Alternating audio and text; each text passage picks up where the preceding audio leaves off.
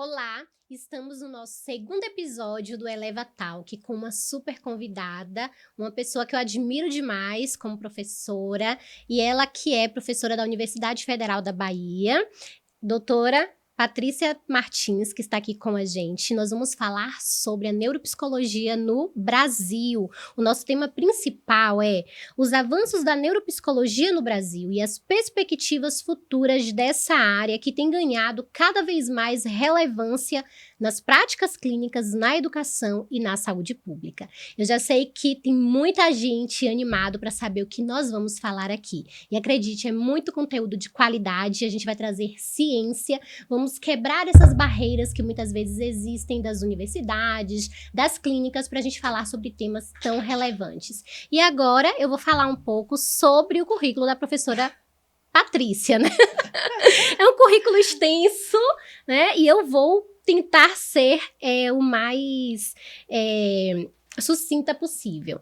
Então, a doutora Patrícia Martins de Freitas, ela tem pós-doutorado em neurociência cognitiva pela Universidade na Áustria, tem pós-doutorado em psiquiatria pela Escola Baiana de Medicina e Saúde Pública, é doutora em Ciências da Saúde, área de concentração Saúde da Criança e do Adolescente pela Faculdade de Medicina da UFMG, e é professora associada da Universidade Federal da Bahia e coordenadora do programa do mestrado em Psicologia da Saúde e docente do doutorado e mestrado em ensino da Universidade do Sudoeste da Bahia. É membro titular do Comitê de Ética em Pesquisas com Seres Humanos da UFBA. Professora, é um prazer tê-la aqui. Assim, eu estava super animada e ansiosa para recebê-la. Sou sua aluna e já ouvia falar muito de você aqui em Vitória da Conquista, porque eu não sou da cidade, né? Então, quando eu cheguei aqui e nesse meio da psicologia, então foi um dos nomes que eu mais ouvi falar e sempre ficava assim ansiosa para, quem sabe, ter uma oportunidade de ser sua aluna no mestrado, e hoje, né, eu sou. Então, estou muito contente. E eu gostaria de deixar a palavra com a senhora nesse momento para falar sobre a neuropsicologia. Quais são os avanços que estão ocorrendo? O que é que a gente tem para falar da neuropsicologia no Brasil? Primeiramente, agradecer, né, Maria Alice, a você, a Eleva, né, toda essa iniciativa, né, de abrir as portas, né, criar um espaço de discussão, né, tanto das pessoas que estão no mundo acadêmico, né, com a sociedade de modo geral, né. Então, parabéns e te agradeço, né, pelo convite. É uma satisfação estar aqui, tá? E estar aqui com você, né? Eu só vou fazer uma pequena correção, me desculpe. Tudo bem. É que eu acho que eu demorei a atualizar o currículo, é titular, agora eu sou professora então, titular. Tá Que é o último nível da carreira, né? Então, é uma satisfação também a gente alcançar esse nível e com certeza merece esse reconhecimento aí. Não, eu me esqueci de fazer essa atualização. Mas falar de neuropsicologia, né, é falar um pouco da minha trajetória na ciência, né? Eu comecei na neuropsicologia no primeiro mês do curso de graduação e toda a minha trajetória foi voltada, né, para me instruir, me aperfeiçoar dentro da neuropsicologia, e eu vi a neuropsicologia também crescer, né, no Brasil. Eu me formei num laboratório, né, que é referência nacional, que é o Laboratório de Neuropsicologia do Desenvolvimento, da UFMG, durante muitos anos coordenado pelo professor Vitor Razzi, né, e hoje quem assumiu foi a professora Júlia Beatriz Lopes Silva, e muito minha amiga também, e muito competente. Então, um laboratório referência, né? E isso permitiu que eu tivesse contato com outras instituições que também são referência e que trouxeram, né, para o Brasil esse crescimento da neuropsicologia. Então, hoje a gente fala de uma neuropsicologia que não está apenas no ambiente acadêmico, nas pesquisas, mas que já se difundiu, né, para os espaços das diversas clínicas e tem uma atuação pujante, né, no que diz respeito à avaliação neuropsicológica. Eu sempre gosto de marcar isso. A gente tem uma grande discrepância, né? A avaliação neuropsicológica cresceu muito. As pessoas buscam, os profissionais de saúde já recomendam, mas a gente ainda tem um pouco de dificuldade das pessoas buscarem a reabilitação, né? Os programas de intervenção da neuropsicologia como uma forma de ter mais qualidade de vida, de buscar também os ganhos funcionais. Então, é uma observação importante, né? A primeira demarcação que eu faço nesse crescimento é que é muito bonito a gente ver, né, que a neuropsicologia tem sido reconhecida e tem sido reconhecida porque ela traz respostas importantes. Então, quando a gente fala da avaliação neuropsicológica, ela se confunde muito, né, com a aplicação de testes, né? Às vezes as pessoas procuram e falam assim, você faz o teste do TDAH? Não existe um teste do TDAH, não existe um teste do TEA, existe a avaliação neuropsicológica, que é composta de diversos procedimentos, dentre eles os testes, né? Os testes compõem e auxiliam na coleta de dados, mas é muito mais do que isso, é um processo clínico, né? Então, ele depende de observação, ele depende de fazer uma boa história clínica desse indivíduo. Então, nesse contexto, a avaliação, às vezes, ela é mal compreendida, porque a gente às vezes propõe, né, a avaliação neuropsicológica e a pessoa acha que vai aplicar um teste e sair um resultado. Infelizmente não é assim e talvez essa seja a grande graça da avaliação neuropsicológica. Por isso ela tem sido reconhecida, porque ela traz informações que são diferenciadas.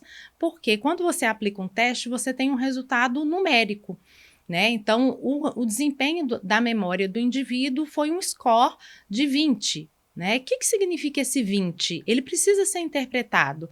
A memória de trabalho verbal, né, tem um alcance de 20, isso significa o quê? Em termos de normas, a gente vai olhar se isso está de acordo com a idade do indivíduo ou está fora do que é esperado para a idade do indivíduo, ou abaixo ou acima. Então, isso informa para a gente um perfil funcional. E é isso que o neuropsicólogo faz, né? Ele vai interpretar esse score e entender, olha, existe uma informação aqui sobre ou um déficit ou uma potencialidade desse indivíduo. E o que isso representa em termos clínicos? Como que isso contribui para um diagnóstico? E isso é o diferencial. E, além disso, a gente chama, né, para a importância de um mapa funcional, né, o que é isso? É o diagnóstico que vai dizer quais são as potencialidades e as dificuldades do indivíduo. Então, às vezes as pessoas falam, mas meu filho já tem o diagnóstico. Isso é um avanço, é muito importante que ele já tenha o diagnóstico, mas muitas vezes o diagnóstico ele dá um nome para a condição clínica, né? Transtorno de déficit de atenção e hiperatividade, transtorno do desenvolvimento da leitura, né? Dislexia, a gente tem um nome, mas quais são as características funcionais daquele indivíduo? E isso importa muito, porque cada indivíduo é único. Então, o Pedro com o TDAH não vai ser o João que tem TDAH, né? Existe essa necessidade de individualizar e de identificar esse perfil funcional, que vai depender muito de como são as características de cada indivíduo, qual é o ambiente que ele está inserido, como é que esse ambiente lida com essa condição clínica dele.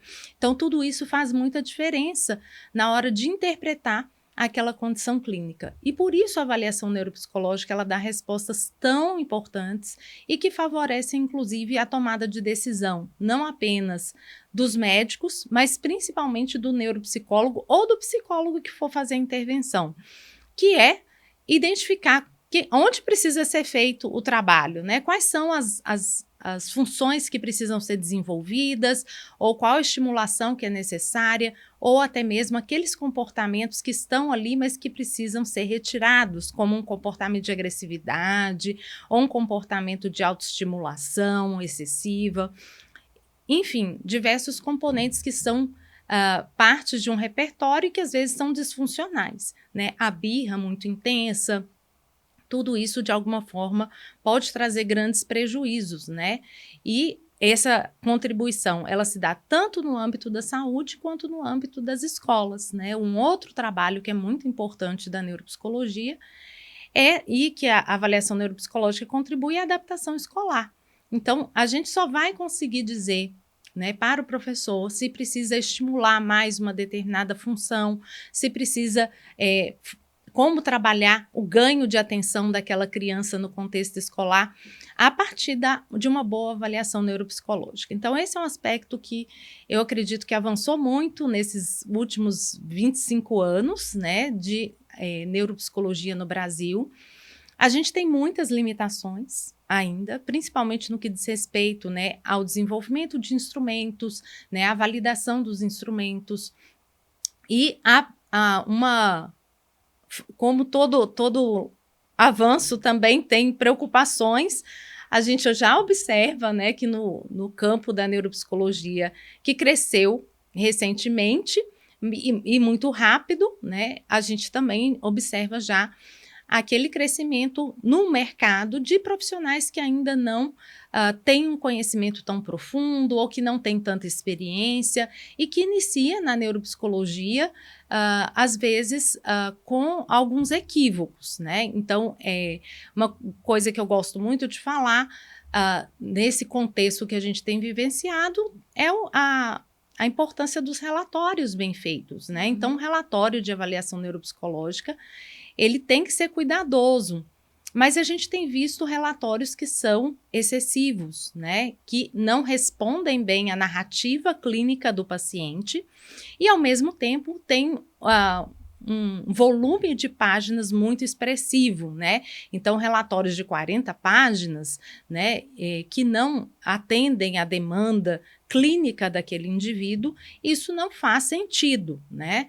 Então, a gente tem que ter muito cuidado, porque nesses avanços também a gente tem que se preocupar com a qualidade desse profissional, com a qualidade do trabalho que tem sido desenvolvido e avançarmos na reabilitação, né? Então, é uma perninha da neuropsicologia que precisa crescer, né? E isso depende muito da abertura também do mercado. Muitas vezes a gente sabe que a comunidade, a sociedade de modo geral, quer resultados muito imediatistas e às vezes acham que é o uso de uma medicação que vai resolver o problema, né? E a gente sabe que a maioria das condições clínicas em neuropsicologia, a medicação ela é um paliativo, né? Ela é para auxiliar aquela função naquele momento, mas ela não vai trazer uma mudança neuroplástica, né, que realmente faça sentido.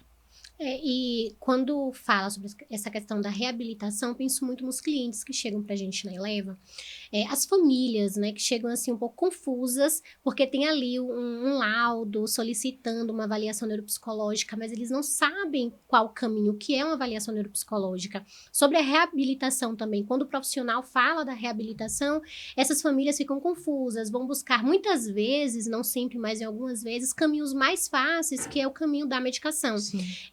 E isso traz alguns prejuízos a longo prazo, porque são crianças que poderiam se beneficiar dessa intervenção mais cedo, porém elas acabam não tendo essa oportunidade, né? Então, outras questões vão acontecendo ao longo da vida dessa criança, desse adolescente ou desse adulto, que a gente também fala muito sobre a infância e adolescência e pouco se fala sobre essa questão da avaliação neuropsicológica e também da reabilitação com adultos, com idosos.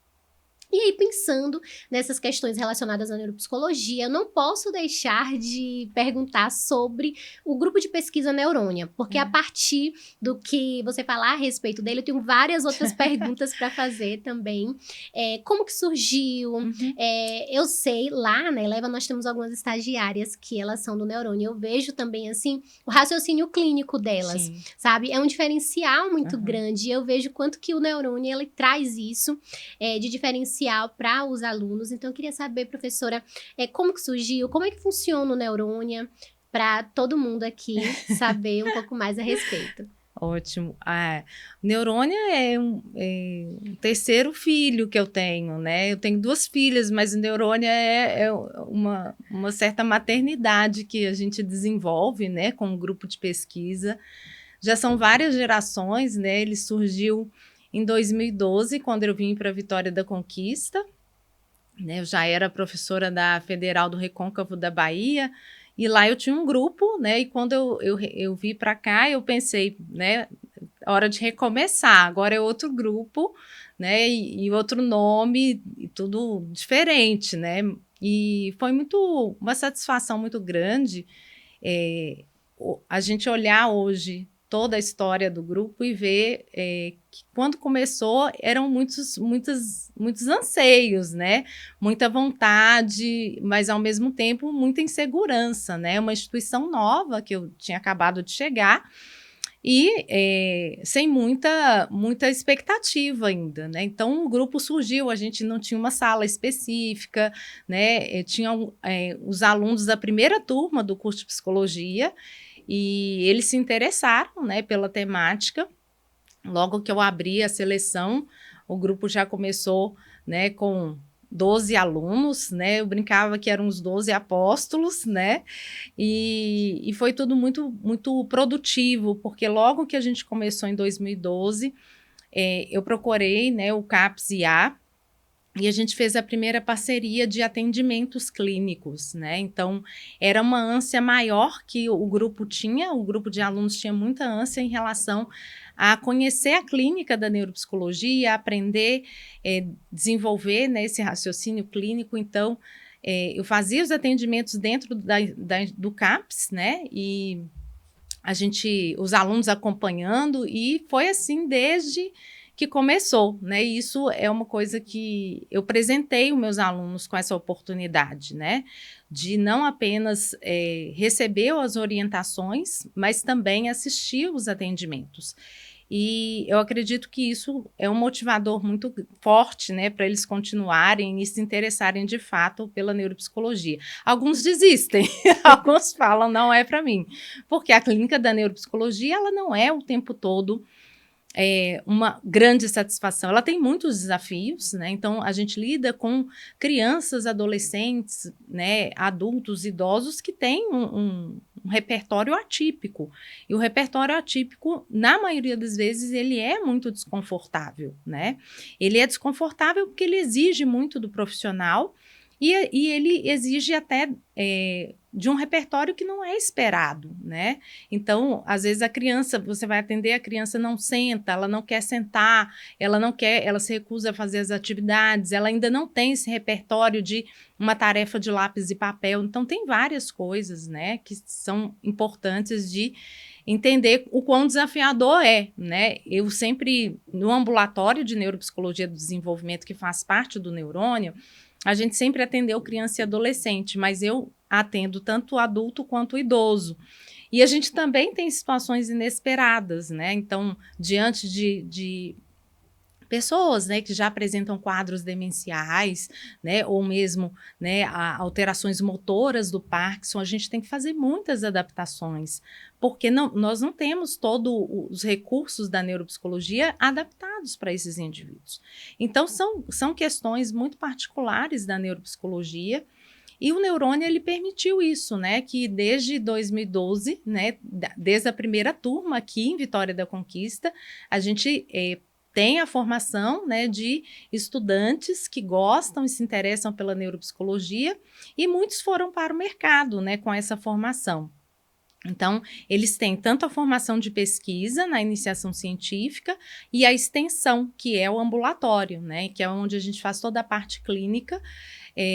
Nos últimos 2 anos tem sido um número bem menor, né, e eu sinto muito por isso, mas eu assumi a coordenação do programa de mestrado em psicologia da saúde, né? É um momento que eu estou me dedicando a isso e institucionalmente é importante, mas ao mesmo tempo eu sei que essa é uma área que está tendo pouco empenho, né, em termos de horas, já que é um projeto de extensão, não consigo dedicar todas as horas que são necessárias, mas a gente continua, né? E é isso. As reuniões, elas são muito dinâmicas. Nosso grupo, ele se reúne todas as semanas com seminários de pesquisa, discussão dos casos, a discussão dos artigos científicos, e é muito proveitoso, né? Porque a gente analisa as lacunas dos estudos, né? A gente pensa nos nossos estudos, o que a gente pode aperfeiçoar.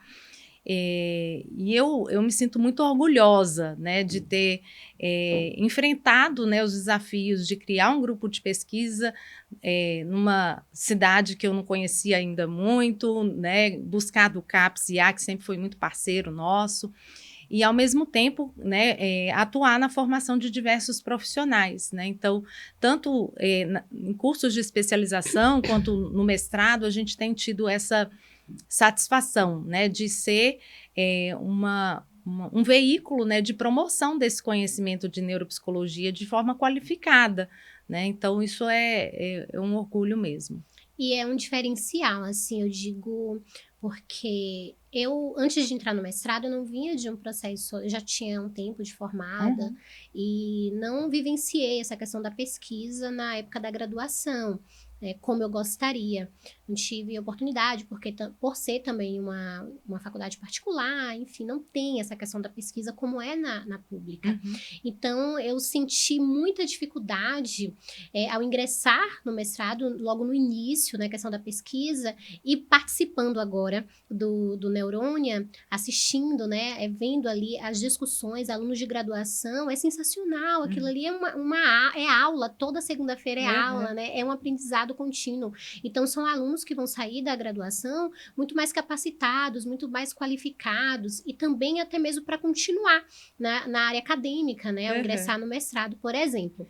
Deixa eu só te contar como que surgiu o nome, porque, sim. assim, Vitor, que foi meu orientador, ele sempre fala que o nome é muito sofisticado, né?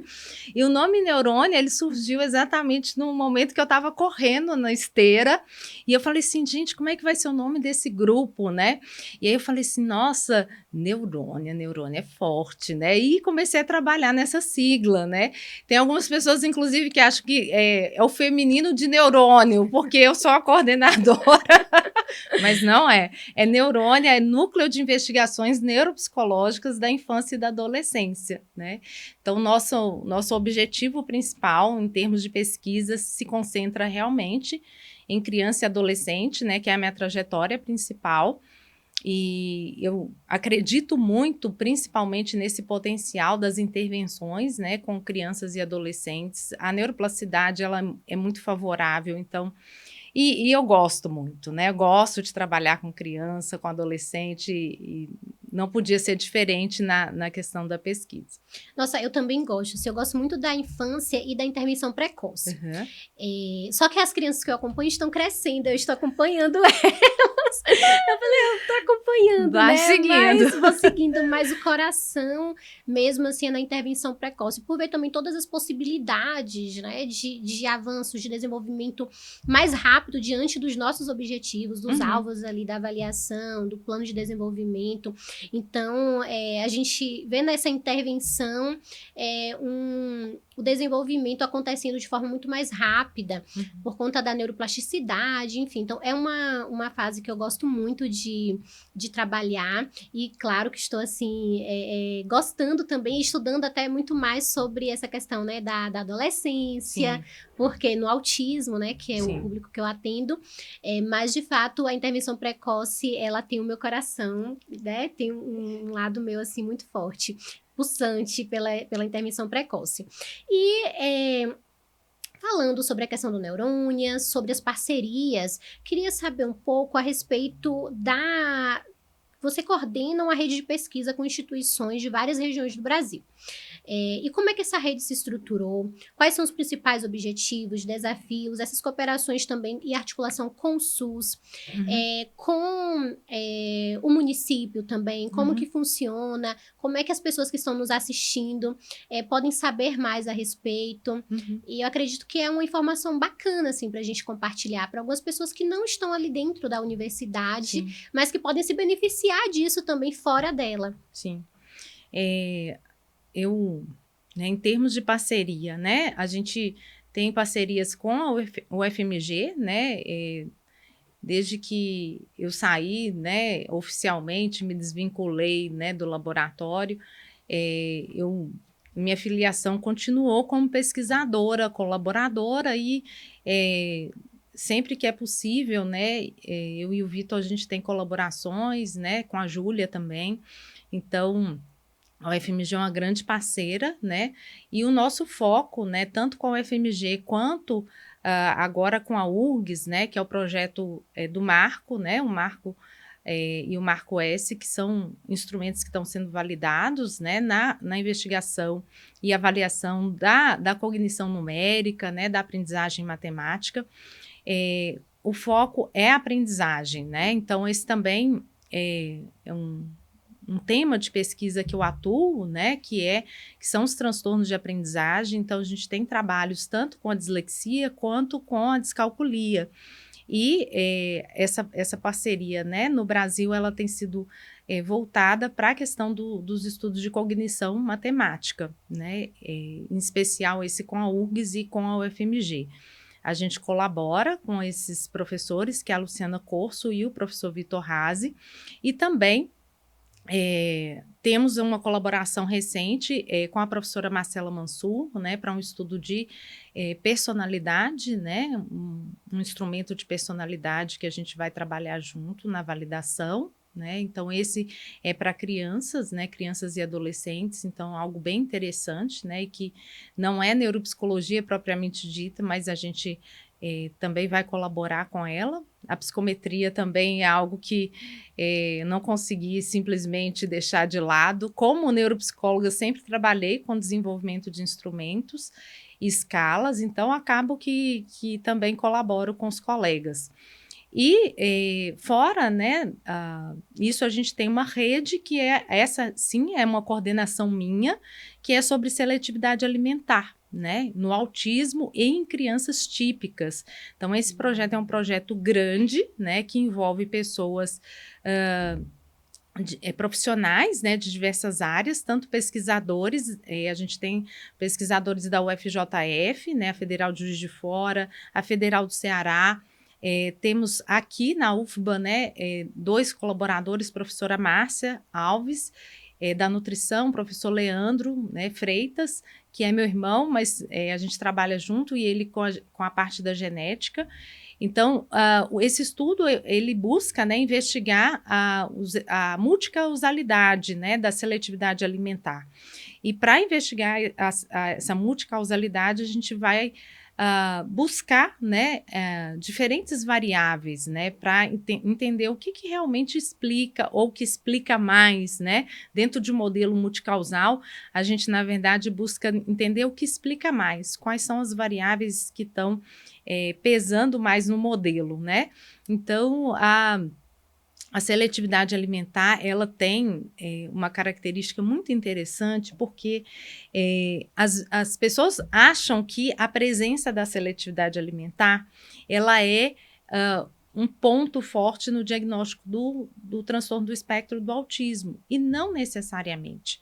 A gente pode ter a seletividade alimentar, ou a neofobia alimentar, né, também conhecida assim, como uma manifestação que também ocorre em crianças típicas, né? Então, existem estudos que vão falar que isso está relacionado com uma alteração sensorial, que isso está relacionado com questões ambientais, né? A forma como a família se alimenta, ou como ela oferta os alimentos. Então, tudo isso faz parte, né, de um modelo que a gente está investigando, né?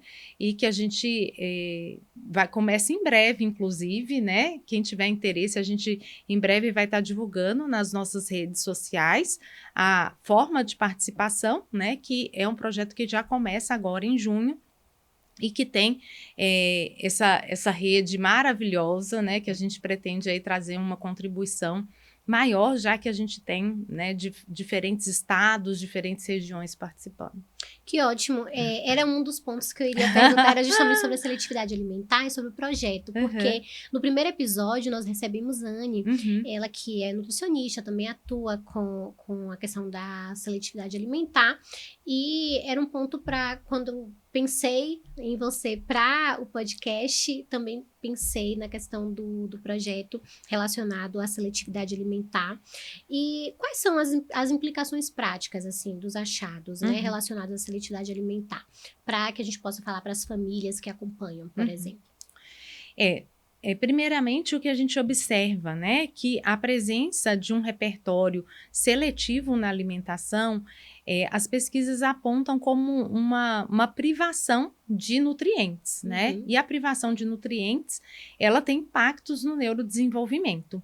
Então, isso não é algo que a gente pode simplesmente dizer, ele só come isso porque tem TEA, ou ele só come isso, eu não consigo que ele coma mais nada.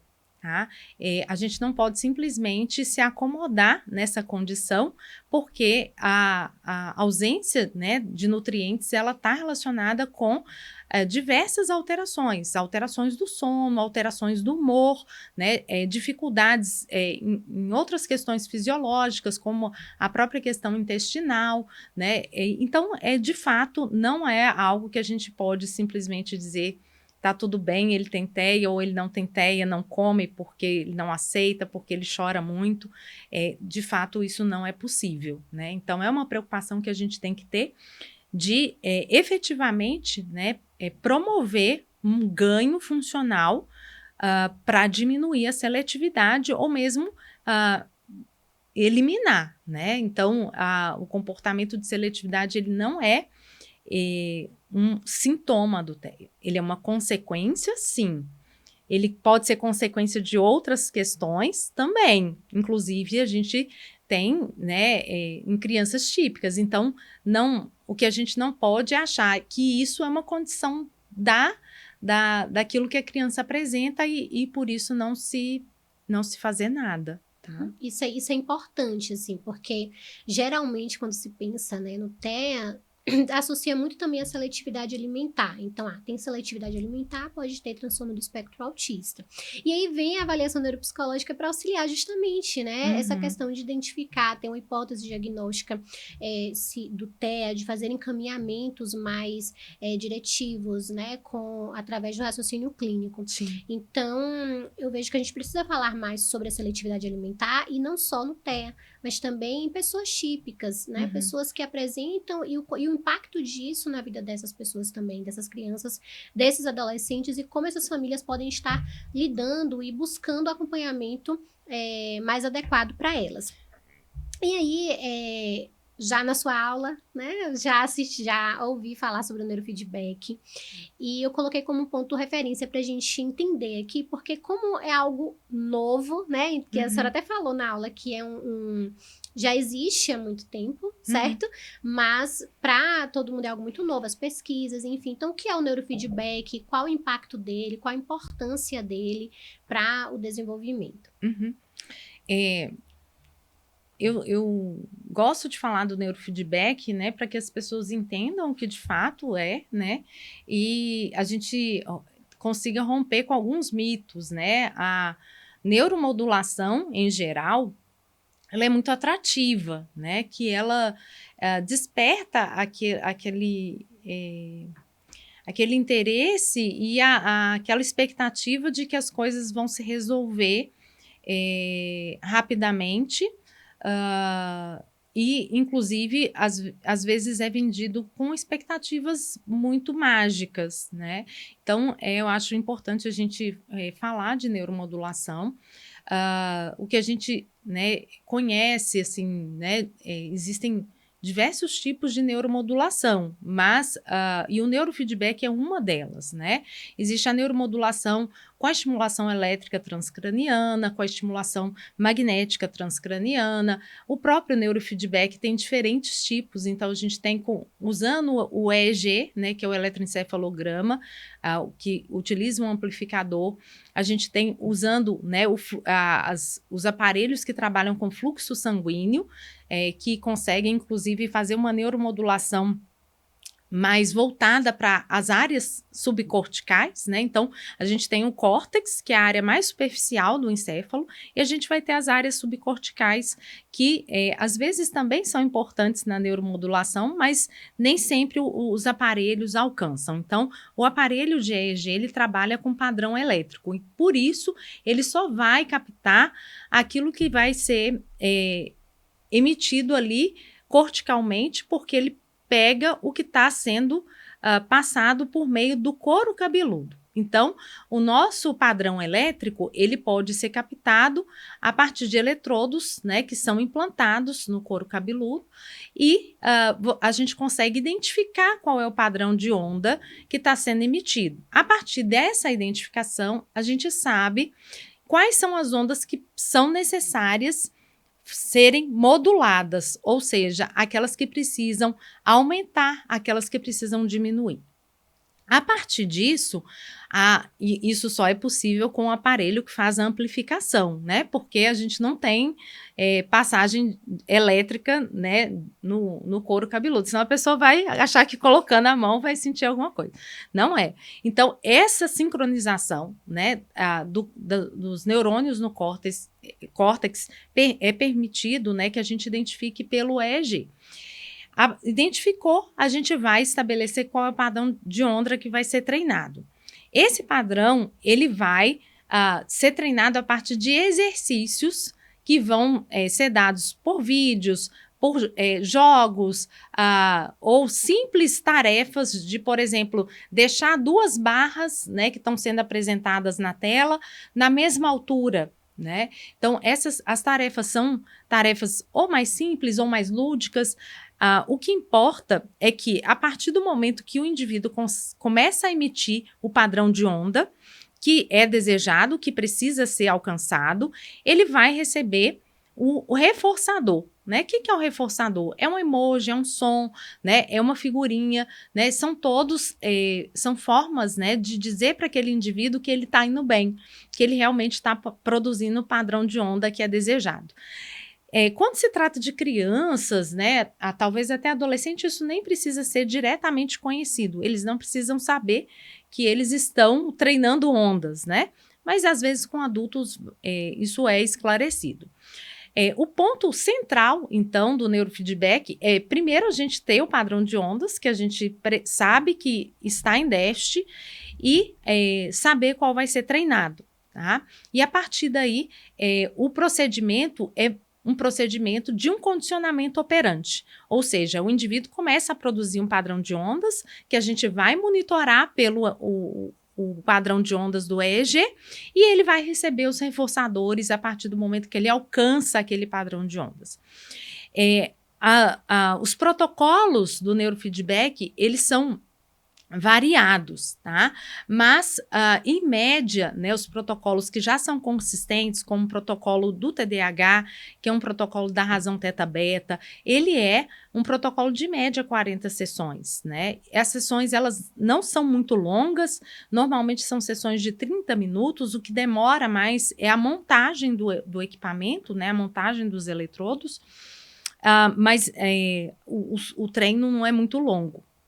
Ele é considerado uma neuromodulação não invasiva, porque ao contrário da estimulação elétrica e da estimulação magnética, não existe passagem de estímulo, só existe a captação do padrão que está sendo feito pelo indivíduo e o feedback é dado de uma forma não invasiva. Tá? Então, essa é uma característica, né, que é muito favorável ao procedimento, né, e faz com que as pessoas, né, que aplicam e que estudam e que pesquisam se interessem.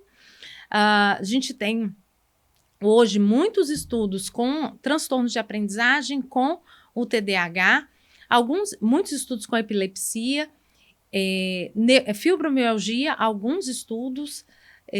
Mas o que a gente tem de mais consolidado é o TDAH e os transtornos de aprendizagem.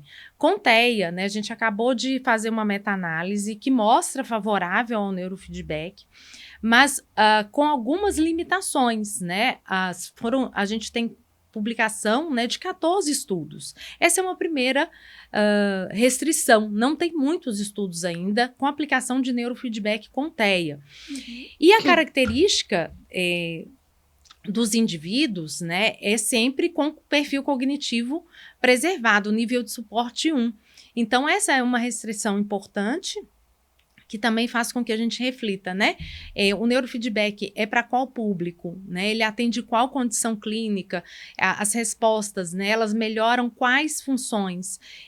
isso é um aspecto interessante que os estudos falam da melhora da socialização, eles falam da melhora do comportamento, mas a gente ainda não tem uma clareza, por exemplo, da melhora do funcionamento cognitivo ou da melhora, de fato, né, de um perfil funcional em termos de funções executivas, por exemplo. Tá?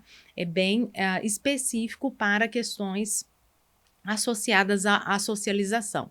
E, obviamente, isso, como é o déficit principal no TEA, já é um ganho importante. Mas no cenário da pesquisa, para a gente dizer que uma intervenção ela já se consolidou, a gente precisaria de outros estudos, um número maior de estudos, e que eles atendessem a alguns critérios. Então, o rigor científico, né, dos estudos ele é importante. Né? E nem sempre nesses 14 estudos que estão publicados, a gente viu algumas fragilidades, como, por exemplo, não ter o feedback falso. Né? O feedback falso ele é importante porque o fato simplesmente do indivíduo estar fazendo uma aplicação de neurofeedback pode gerar um viés, pode induzir a uma mudança de comportamento e não necessariamente ser por causa do padrão de ondas. Então, quando a gente faz o falso, a gente sabe, olha, se esse indivíduo que fez o falso melhorou, não é o neurofeedback que está melhorando, né? O que está melhorando é o fato das pessoas acharem que fazer neurofeedback melhora. Então, tudo isso ele é fundamental, né, para que a gente fale, olha, neurofeedback para o TEA já é uma intervenção consistente, já podemos usar sem dúvida de que vai melhorar. E, além disso, qual é o protocolo? Né? Vai ser de 40 sessões, como é no TDAH, é um número menor, né? Qual a duração? Então, tudo isso tem que estar bem estabelecido, né, para que a gente afirme, não, já é consolidado, tá? Tem ganhos, a gente já sabe que é positivo, mas a gente não sabe se isso é duradouro, né? Se os estudos longitudinais ainda não aconteceram, ao contrário do TDAH, já se mostra que os efeitos são duradouros, inclusive melhores do que o uso da medicação. Então, isso tudo faz muita diferença. E tem muito investimento, né, professora? É muita pesquisa e essas questões também retratam a importância de continuar pesquisando, Sim. Né? Ter mais pesquisas relacionadas ao neurofeedback. E pensando nisso, assim, o que é que você poderia falar para os graduandos, né, os profissionais que são recém-formados, ou os profissionais que querem ingressar no mestrado, como falar para essas pessoas qual a importância, né, da pesquisa e para as famílias que nos acompanham Sim. também. Sim. Porque esse é o nosso objetivo, sabe? É chegar para profissionais, estudantes, famílias, pessoas que às vezes não têm tanto acesso, né? Algumas informações como a que nós estamos falando aqui, a importância da pesquisa, Sim. né? Qual o impacto da pesquisa na sociedade. Uhum. Então, eu queria que a senhora falasse um pouco a respeito. Óbvio que eu sou, né, uma tendenciosa para defender a pesquisa, né? A pesquisa sempre foi meu interesse primário, né? Eu comecei, quando eu fui fazer o vestibular na UFMG, eu queria ser cientista, né? Eu queria ser pesquisadora, eu só não sabia que tinha que me tornar professora para ser pesquisadora.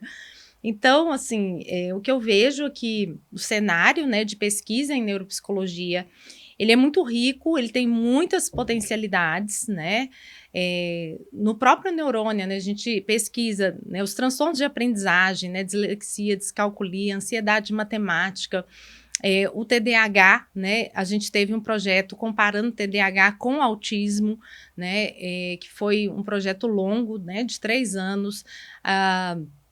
Agora, né, o nosso foco tem sido em especial as intervenções, né? Então as pesquisas voltadas para intervenções, ela está movendo mais, né, o trabalho do neurônio. A gente se interessa ainda pela avaliação, então, por exemplo, esse estudo da seletividade alimentar, ele tem uma etapa que é de avaliação, que é de investigação dessa multicausalidade, mas a outra parte que eu nem comentei, ele tem uma parte que é intervenção, né? Então, as famílias que tiverem interesse, todos os participantes vão passar por uma intervenção, que vai ser uma intervenção gratuita, né? A gente desenvolveu um protocolo para que os pais apliquem e desenvolvam, né, ganhos funcionais nessa questão da seletividade alimentar. Então, essa é uma preocupação muito atual do Neurônia, né, desenvolver, né, protocolos que sejam referência na reabilitação. A gente sabe que é uma lacuna, né, de pesquisa, então eu recomendo, né, tanto para estudantes de graduação, né, de todas as instituições, né, que busquem, né, participar de projetos de pesquisa, de extensão, para que agregue, né, na formação as habilidades e competências que muitas vezes não são possíveis dentro de uma sala de aula, né? E quem, né, tem interesse na pós-graduação, stricto sensu, né, vai com certeza também trazer muitas contribuições científicas, né? Porque esse é o objetivo do mestrado, do doutorado, né? Trazer inovação, trazer contribuições, né? Seu trabalho já vem, por exemplo, trazer um novo instrumento, né, na investigação do TEA em adulto. Então, essa busca, ela é importante, né? A gente não pode desanimar, né? É muito claro para todo mundo que trabalha em pesquisa que a falta de investimentos, que a falta de recursos, né? Ela é muito real, né? Mas sempre foi assim, né? A gente não teve... a gente teve algumas melhoras, né, em determinados governos, outros nem tanto, outros uma tentativa de desmonte mesmo, mas o que importa é que a pesquisa no Brasil ela ainda sobrevive e é uma pesquisa de qualidade, né? É uma ciência de qualidade. A gente não fica atrás, né, do trabalho que é realizado em outros países. E mesmo com poucos recursos. Então, isso mostra que a gente tem, acima de tudo, muita persistência, muito talento e, graças a isso, a gente consegue mudanças sociais importantes. Se hoje a gente está aqui discutindo isso e os avanços da neuropsicologia no Brasil, foi porque pessoas lá atrás não desistiram, né? E senão a gente não teria isso. E outros avanços, eles vão acontecer à medida que as pessoas continuarem insistindo, né, em fazer pesquisa e pesquisa séria, né? Então, é muito desafiador, não tem como... vou falar com um aluno de iniciação científica, venha fazer iniciação científica sem bolsa. Essa não é uma realidade justa, né? A bolsa, ela não diz respeito apenas a um auxílio financeiro, ela diz respeito a um reconhecimento científico, a um reconhecimento de que o país entende que ele está preparando o indivíduo para se tornar um cientista. Recentemente, a gente teve o Brasil investindo aí na questão da repatriação, né, de trazer pesquisadores brasileiros que foram e não voltaram. Mas por que eles não voltam, né? Por que eles não voltam? Exatamente porque encontram melhores condições. E é isso que a gente precisa continuar lutando, para que esse aluno de iniciação científica, que trabalhou um dia sem bolsa, seja talvez um pesquisador reconhecido, né? Que ele receba bons salários, né, bolsas e tenha condições de desenvolver o seu trabalho, melhorando cada vez mais, né, a neuropsicologia e outras áreas da ciência, né? Eu acredito muito ainda, ainda depois de 25 anos ainda não desanimei e acredito também que é importante que, né, todo público estudante, né, queira, deseje e que a gente tenha cada vez mais pessoas buscando, né, se tornar pesquisador e cientista. E para as famílias, realmente, a pesquisa hoje traz avanços e contribuições, né? Mas é também importante que toda a sociedade acredite, toda a sociedade valorize, porque muitas vezes, né, a ausência de projetos, ela está muito associada às dificuldades que a gente encontra quando chega em campo, quando alguém não compreende de fato a importância daquele estudo, né? E num estudo que tem uma intervenção, as pessoas, a gente pensa, nossa, vai lotar, né? Vai ter um monte de gente querendo. A gente fez estudo de intervenção para criança com TDAH. Qual foi o nosso grupo? Qual foi o nosso número de participantes? 22 crianças. É baixo. É baixo. Né? A gente imaginou que ia ter listas e mais listas de espera. Né? Recentemente fizemos um novo trabalho com TDAH. Né? Começamos com 12.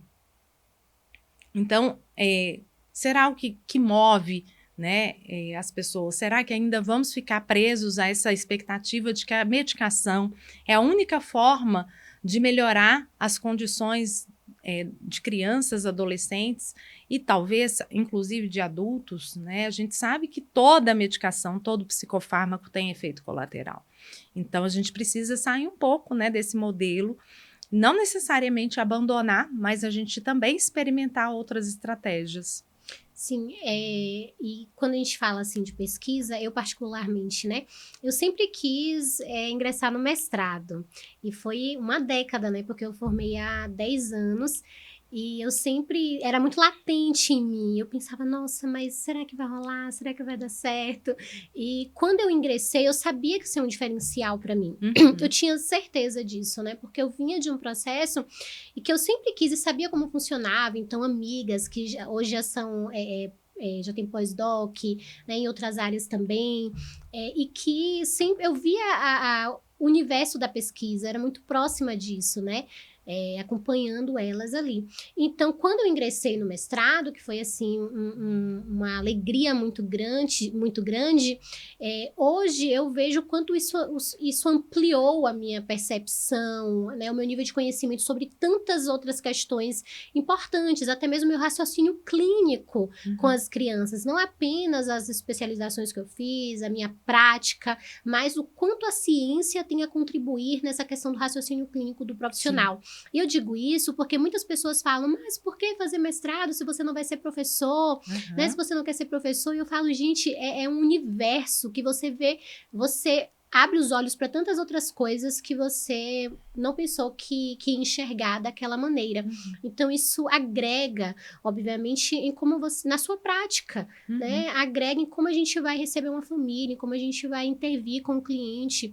O nosso raciocínio clínico na hora de elaborar um relatório que não seja de 40 páginas, mas um relatório que consiga ser acessível às famílias, né? Que as famílias leiam e consigam compreender um pouco do que está sendo dito ali, para não saírem totalmente confusos, para que um outro profissional que receba aquele relatório, ele tenha uma compreensão também do que está sendo dito ali, para agregar no seu processo avaliativo e de encaminhamentos, né? A gente falando de uma equipe multi.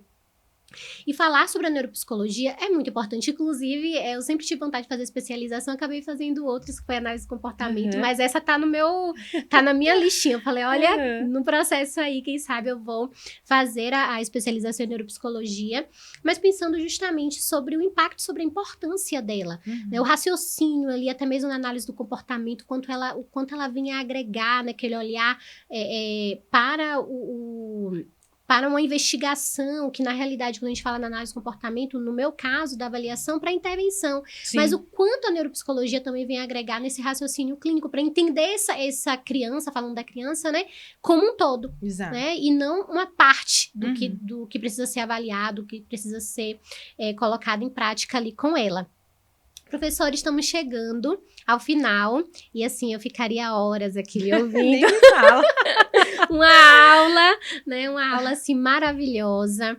Quero agradecer muito pela sua presença, realmente tem assim, uma gratidão muito grande. E gostaria de deixar uma lembrança também. Oi? Ok, deixa eu pegar aqui a lembrança.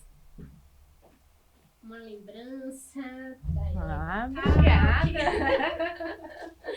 Obrigada. E aí eu pensei, nossa, a professora Patrícia é vegana. Atleta.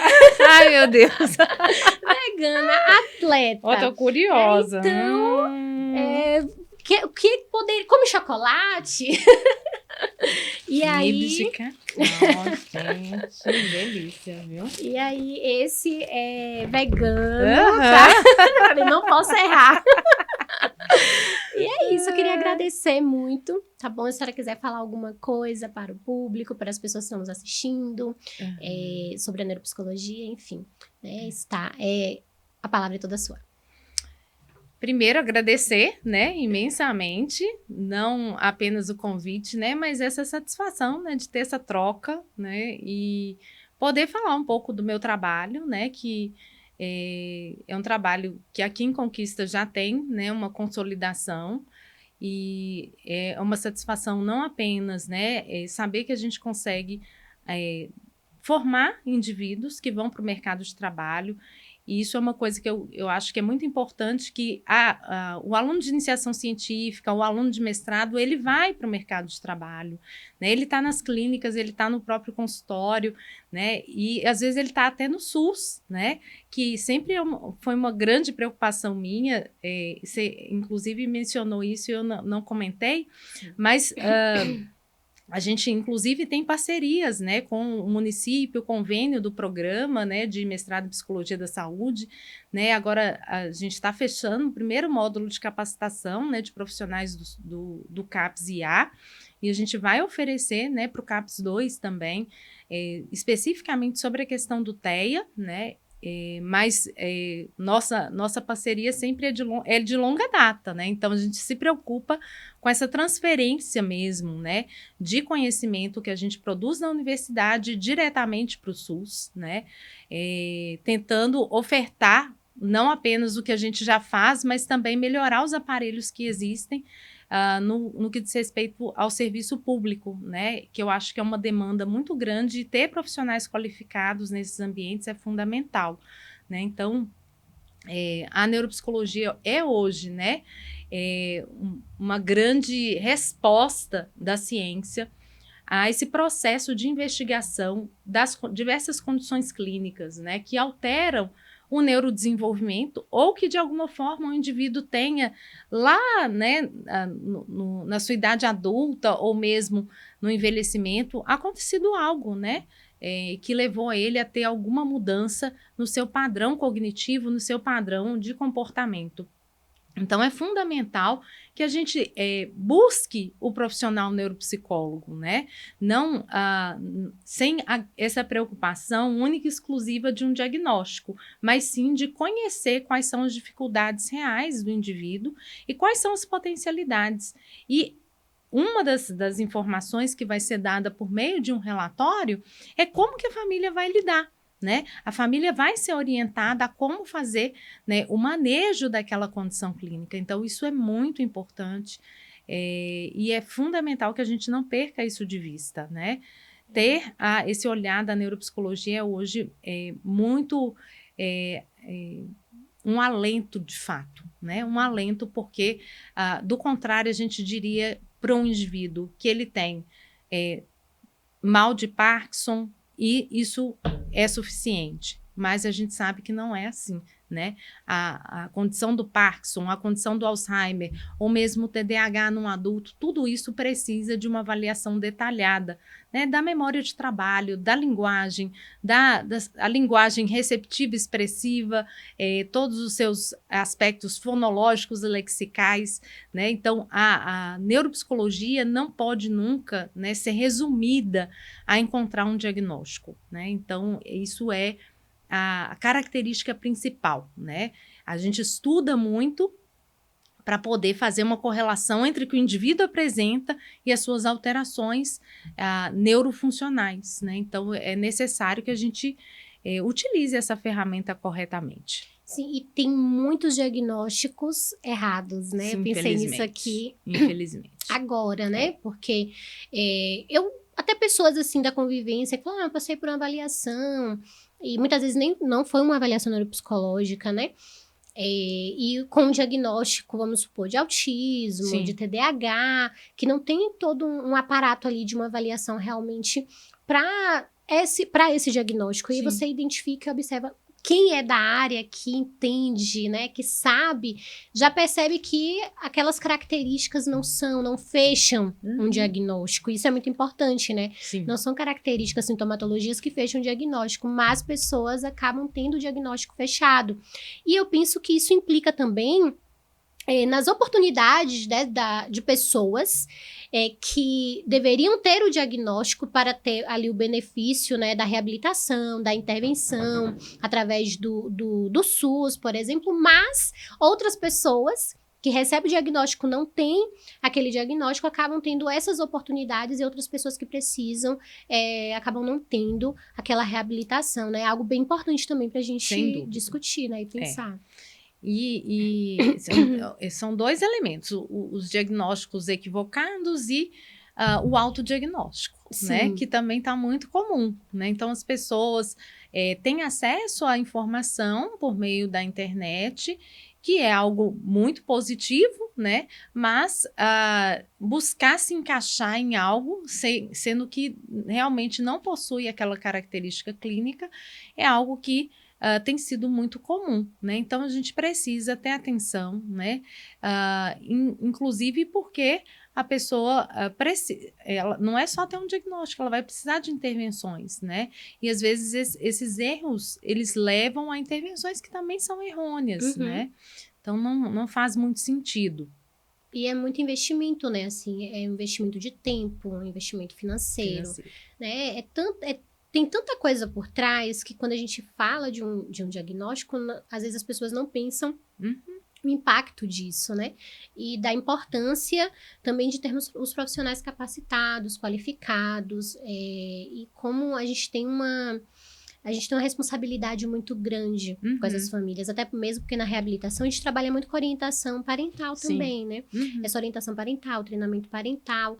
Então, essas famílias vão investir tempo e vão investir dinheiro muitas vezes, né? Quando não é no particular, é pelo SUS, por outras formas também, pelo plano de saúde, enfim, que é um investimento também. Então, a gente precisa ter o máximo de cuidado, a gente precisa falar mais sobre esse tema. E foi um prazer falar sobre a neuropsicologia e tê-la aqui com a gente. Então, muito obrigada, professora Patrícia. Imagina, quem sabe teremos novamente. Com certeza, para falarmos de outros temas, que vai ser um prazer ouvi-la. É sempre um prazer ouvi-la, tá? Muito obrigada. E que as portas estão abertas para outros momentos. Com certeza. Tchau, gente. Tchau, tchau. Esse foi o Eleva Talk. Segundo episódio.